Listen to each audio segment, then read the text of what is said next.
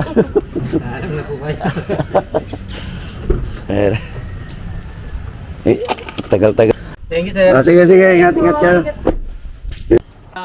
At yung mga kaharap nga na mga boss ay yung mga tauhan lang nung bibili nung aming sasakyan, kaya medyo kailangan ayos natin ng usisin ba natin para hindi tayo magkakaproblema dahil yung may-ari nasa Mindanao para sa Davao, kaya kailangan maayos yung transaksyon natin.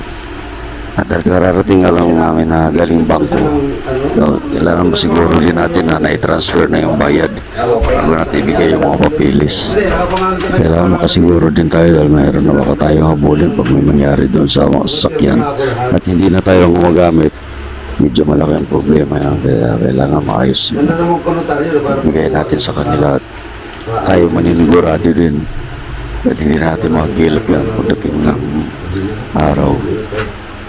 Madali naman magpadala pag nangyayari isa, madali naman padala ko lang ng tao doon. Madali tayo magsaya.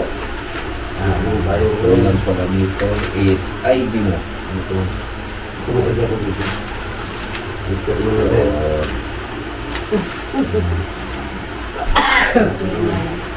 Para ka rin pumibili ng lupa. Ano pala siya? Tapos, gagawa na lang ng knowledge. Nice. Ito mo. Sulatan mo ng ano. Tapos, kailangan tig-isa kami. Isa lang. Kailangan lang. Pwede yung isa lang, picturean nyo na lang yung isa.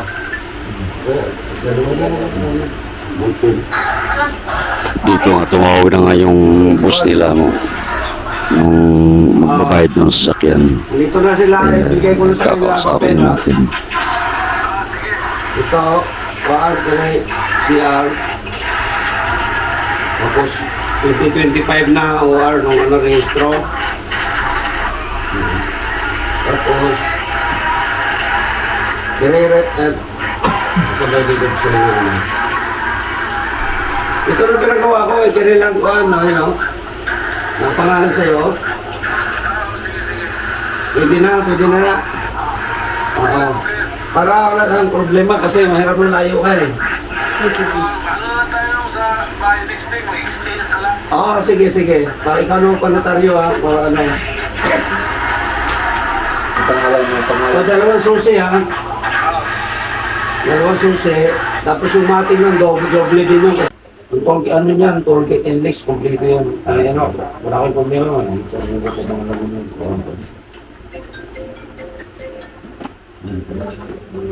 Wala, boss.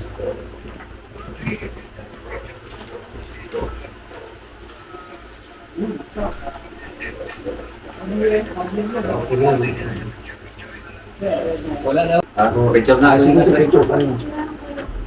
Dito na lang rin kasi lari sa labas, mainit doon dito na. Nakakinitan.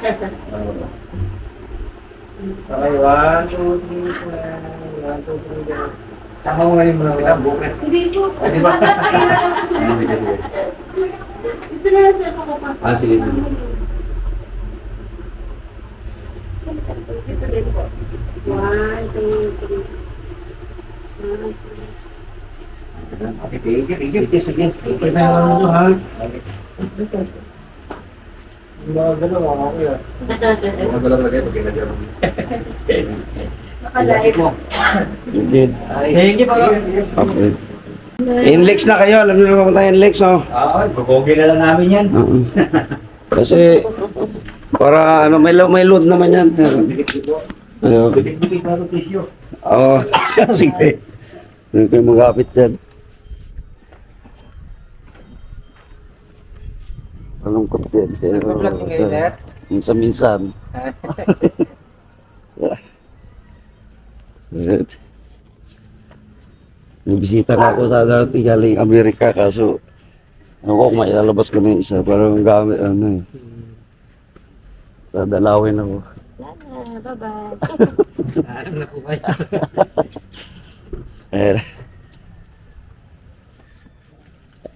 Dahil mati niya, sinasabi ko kanina, yung mati niya doble. Kasi yung bago niya, hindi ka malinis pa. Ganun ako kaingat. Oh, wala pang kadumi-dumi. Pinalitan ko na kaagad ng ano para lang ano siya. Anong po? Eh, tagal-tagal din namin kami, ano kasi, okay na yan. Andiyan na yung mga papel, hindi. Wala naman na, ano. Ay, teka, baldi pala, may kukuha niya ko sa likod.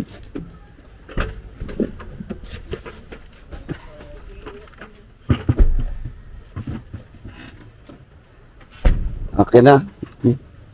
Thank you, sir. Sige, sige, ingat-ingat ka. Good.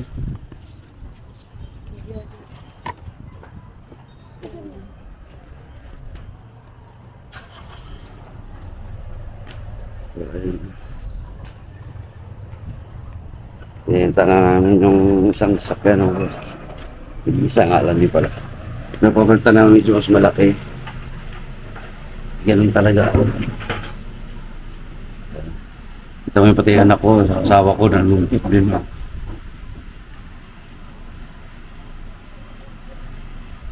Wala eh. Yan lang talaga eh. Kasi marami kami, hindi tayo magkakasya eh. So, ihirapan kami ihirap ako ng sakyan sa isa kong anak para lang magkasya kami. 7-seater. So, kailangan magpalit natin ng 7-seater. So, sana makahabol. Pag-uwi ni Musbong, Bungo TV Vlog. Musbong, tinatay kung may labas yun sa para yun ang sakyan natin.